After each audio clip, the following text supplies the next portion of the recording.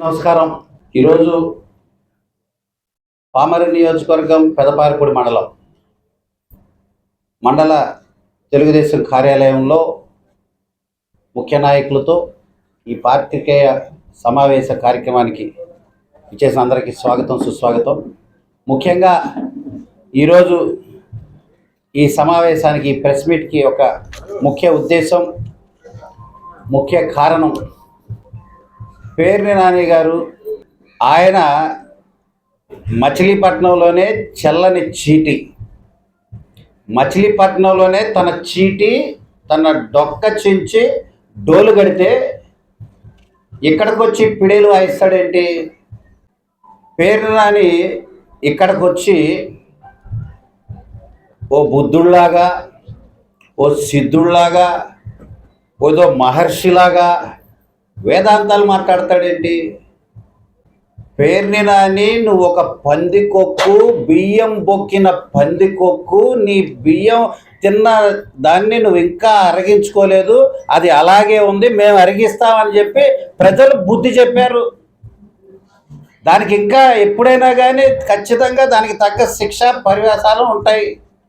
అది మర్చిపోయి గురువింద గింజ సామెతలాగా ఇక్కడికి వచ్చి మాట్లాడతాడేంటి? పేర్ని నాని అంబేద్కర్ వాదం, అంబేద్కర్ సిద్ధాంతం, బోధించు, సమీకరించు, పోరాడు అనే ఒక గొప్ప సిద్ధాంతాన్ని రాజకీయంగా మార్చే ప్రయత్నం చేస్తున్నాడేంటి? అంబేద్కర్ గారు చెప్పింది మంచి మాట బోధించు అని, బోధించి అందరికీ అర్థమయ్యేలాగా చెప్పి నువ్వు ఆ బోధన ప్రకారంగా ముందడుగు వేయి, అవసరమైతే పోరాటం చేయి. ఆ పోరాటం కోసం అందరినీ సమీకరించాలి. గొప్ప సిద్ధాంతవేత్త, ప్రపంచ మేధావి అంబేద్కర్ గారు. వక్రీకరించి నువ్వు వర్గాల మధ్య, కులాల మధ్య విద్వేషాలు రెచ్చగొట్టే విధంగా, లేకపోతే రాజకీయ ఒక క్రీడలో భాగంగా నువ్వు వచ్చి ఇక్కడ వేదాంతాలు మాట్లాడతావు. నీ మచిలీపట్నంలో నీకు ప్రతిపక్ష హోదా కూడా లేదు. నువ్వు ఏ తలుపు తట్టినా, ఎక్కడికి పోయినా నీ బియ్యం అరిగిందా అని చెప్పి మాట్లాడుతున్నారు. అర్హత ఉందా అని నేను సూటిగా ప్రశ్నిస్తున్నా. మూడు విషయాలు, ఆ మచిలీపట్నం విషయాలు నేను ఇక్కడ హైలైట్ చేయాలనుకుంటున్నా.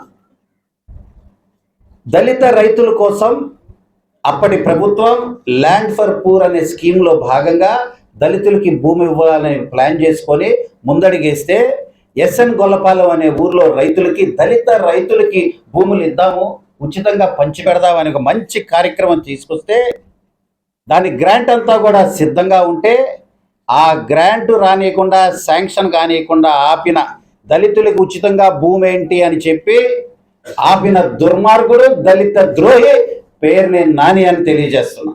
దళితుల మాట కానీ, అంబేద్కర్ వాదం కానీ మాట్లాడే హక్కు, అర్హత నీకు లేదు పేర్ని నాని అని కూడా తెలియజేస్తున్నా. దళితుల గురించి మాట్లాడే అర్హత నీకు లేదు పేర్ని నాని. నువ్వు దళిత ద్రోహివి. మచిలీపట్నంలో ఏ రకంగా ఒక రైతుల్ని అన్యాయం చేశావు? మా దళిత మహిళలు కాళ్ళు పట్టుకుంటే నువ్వు కనికరించలా?